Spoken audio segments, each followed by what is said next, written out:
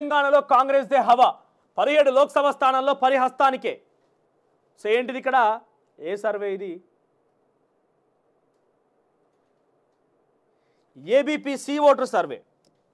So కొంత ఈ ABP C voter survey అనేది గతంలో కూడా కొన్ని మార్లు ఈ సర్వే కొంత కార్యరూపం దాల్చింది. అది వాస్తవిక అంశాలను కూడా కొంత చూపించింది. సేమ్ సర్వే కూడా రిఫ్లెక్ట్ అయింది ఎలక్షన్ రిజల్ట్స్లో కూడా.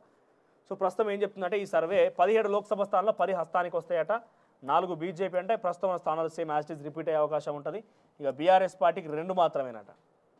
బీఆర్ఎస్కి 2, ఇక ఎంఐఎం పార్టీకి 1. ఇక ఏపీలో టీడీపీ కూటమి ఘన విజయం, మొత్తం 25 సీట్లో 20 గెలిచే ఛాన్స్. ఉత్తరాదిన మళ్ళీ బీజేపీ ప్రభంజనం. సో డెఫినెట్గా కాంగ్రెస్ పార్టీకి తెలంగాణ రాష్ట్రంలో పార్లమెంట్ ఎన్నికల్లో కొంత పాజిటివ్ ఉన్నది. మళ్ళీ ఈ సర్వేలు చూస్తే ఆ పాజిటివిటీని కాపాడుకోవాలి కాంగ్రెస్ పార్టీ. మేము కోరుకున్నది అదే. 10 సంవత్సరాల తెలంగాణ ఉద్యమం, 10 సంవత్సరాల తెలంగాణ రాష్ట్ర ప్రభుత్వంలో వచ్చినప్పటికీ ప్రాంతం వాడే అక్కడ అవినీతి జరుపుతున్న తరుణంలో చాలామంది ఉద్యమాలు చేశారు. వాళ్ళ ఆశయాలు, వాళ్ళ యొక్క ఆశలు అన్నీ కూడా అడియాశలు అయిపోయి నడి గంగలో వేసినట్టుగా చేయకుండా కాంగ్రెస్ పార్టీ కొంత ప్రణాళికాబద్ధంగా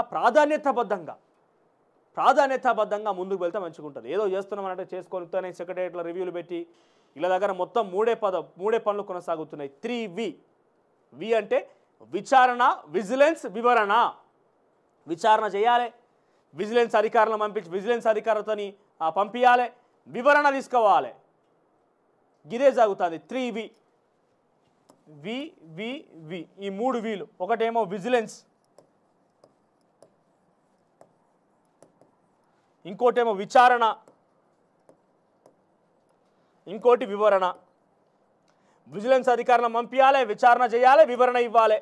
అంతే. ఇక ఈ 3 వీలు తప్ప ఏం జరుగుతలేవు. మేము కావాలనుకునే RRR కావాలనుకుంటున్నాం, రైతాంగ సమస్యలు కావాలనుకుంటున్నాం, మాకు ఇక్కడ ఉద్యోగ సమస్యలు కావాలనుకుంటున్నాం, నిరుద్యోగులతో చర్చలు కావాలనుకుంటున్నాం. Priority education.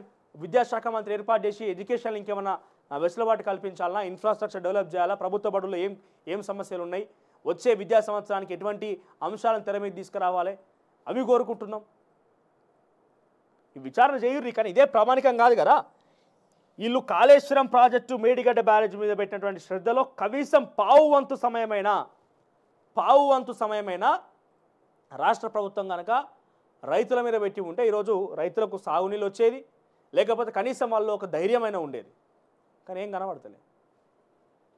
ఏపీ టీడీపీలో కూటమి సర్వేలో చూస్తే మాత్రం కాంగ్రెస్ పార్టీకి ఉన్నది. ఇగరన్నా కాంగ్రెస్ పార్టీ మేల్కొని కనీసం ఇప్పటికైనా ఈ సర్వేలన్నా, లేకపోతే కాంగ్రెస్ పార్టీ పార్లమెంట్ ఎన్నికలు వచ్చినాయి కాబట్టి 2-3 రోజుల ఎలక్షన్ నోటిఫికేషన్ వచ్చే అవకాశం సుమారుగా ఈ రోజే రావచ్చు. కాస్త ఏమన్నా అటు ఇటుగా జరిగితే ఈ 2-3 రోజులు వచ్చే అవకాశం ఉన్నది. వచ్చే వారం మొదటి వారంలో అంటే సోమవారం మంగళవారం కల్లా వచ్చే అవకాశం ఉన్నది.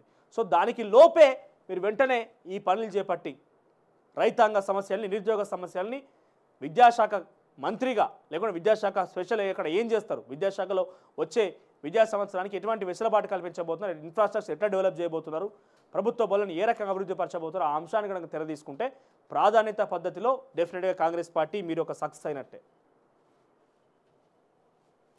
ఇక యాదాద్రి ఇష్యూకి సంబంధించి బట్టి విక్రమార్కని తక్కువ ఎత్తున పీట మీద కూర్చోబెట్టేందుకు గాను యాదాద్రి ఈవోను అక్కడ బదిలీ చేసిరట.